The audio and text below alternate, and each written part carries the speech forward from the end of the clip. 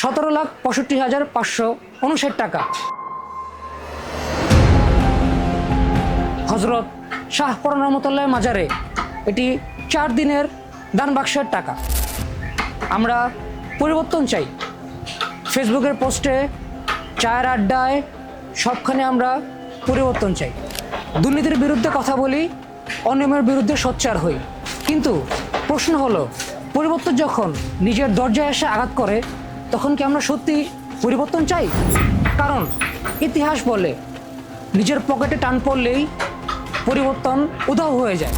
আর সিলেটের সাম্প্রতিক একটি ঘটনায় যেন আবার সেই পুনরাবৃত্তি করছে পরিবর্তনের।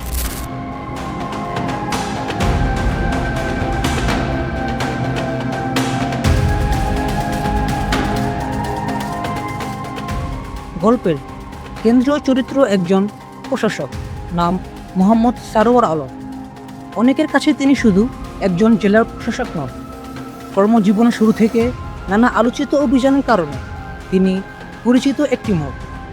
বিসিএস প্রশাসন ক্যাডারে যোগ দেওয়ার পর তিনি সবচেয়ে বেশি আলোচনায় আসেন র্যাবের নির্বাহী ম্যাজিস্ট্রেট হিসেবে।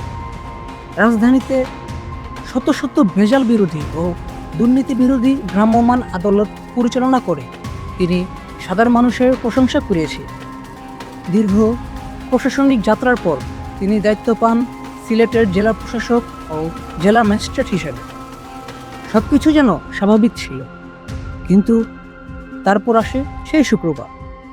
জুমার নামাজের আগে তিনি যান হজরত শাহজালাল রহমতুল্লাহ আলাই মাজারে। সেখানে উপস্থিত মুসল্লিদের সামনে যে কথাগুলো বলেছিলেন, সেগুলোই পরবর্তীতে দেশজুড়ে আলোচনা জন্ম দেয়। তিনি বলেছিলেন, মানুষ তখনই দান করে যখন তারা বিশ্বাস করে সেই অর্থ সঠিক জায়গায় ব্যয় হচ্ছে। তিনি মাজারের আয় ব্যয় স্বচ্ছতার কথা বলেন, দান সংগ্রহে জবাবদিহিতা আনার কথা বলেন, হাতে হাতে দান নেওয়ার পরিবর্তে দান বাক্স ব্যবস্থার পরামর্শ দেন। এমনকি স্পষ্ট ভাষায় বলেন, মাজারের দানের অর্থ থেকে সরকার কোনো অংশ নেবে না। কিন্তু এখানেই শেষ হয়।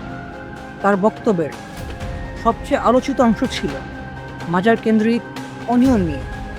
তিনি প্রকাশ্যে উল্লেখ করেন, মাজার প্রাঙ্গণে মদ ও গাঁজার আসর বসার অভিযোগ রয়েছে। তিনি সতর্ক করে দেন, পবিত্র স্থানকে ঘিরে কোনো ধরনের অপরাধ বরদাস্ত করা হবে না। একই সঙ্গে শাহজালাল ও শাহপরানের মাজারকে ঘিরে দীর্ঘমেয়াদী উন্নয়ন পরিকল্পনার কথাও তুলে ধরেন। মেডিকেল সেন্টার, নারীদের জন্য নামাজের ব্যবস্থা এবং আধুনিক নিরাপত্তা ব্যবস্থা, সব মিলিয়ে তিনি যেন একটি নতুন কাঠামোর ইঙ্গিত দিচ্ছিলেন। কিন্তু এরপর যা ঘটল সেটাই বিতর্কের কেন্দ্রবিন্দু। তার বক্তব্যের মাত্র একদিন পর জনপ্রশাসন মন্ত্রণালয়ের প্রজ্ঞাপনে তাকে সিলেটের জেলা প্রশাসকের পদ থেকে প্রত্যাহার করা হয়। খবরটি ছড়িয়ে পড়তে শুরু হয় নানা ব্যাখ্যা, নানা বিশ্লেষণ। সামাজিক যোগাযোগ মাধ্যমে কেউ এটিকে অলির সাথে বেয়াদবির খেসারত হিসেবে বর্ণনা করেছেন, আবার কেউ দাবি করেছেন মাজার কেন্দ্রিক অনিয়ম, মদ ও গাঁজার বিরুদ্ধে অবস্থান নেওয়ার কারণে একজন কঠোর প্রশাসককে সরিয়ে দেওয়া হয়েছে। তবে সত্য কি, সে প্রশ্নের উত্তর এখন স্পষ্ট নয়, কারণ সরকারের পক্ষ থেকে এখন পর্যন্ত আনুষ্ঠানিকভাবে বলা হয়নি যে তার বদলির সঙ্গে মাজারে দেওয়া বক্তব্যের কোনো সম্পর্ক রয়েছে। তবুও একটি কথা মানুষের মনে ঘুরপাক খাচ্ছে। ডিসি সারোয়ার আলম নিজেই বলেছেন, একটি ভালো কাজ শুরু করেছিলাম, শেষ করা গেল। অনেকের পেটে হাত পড়ায় তারা এর বিরুদ্ধাচরণ করছে।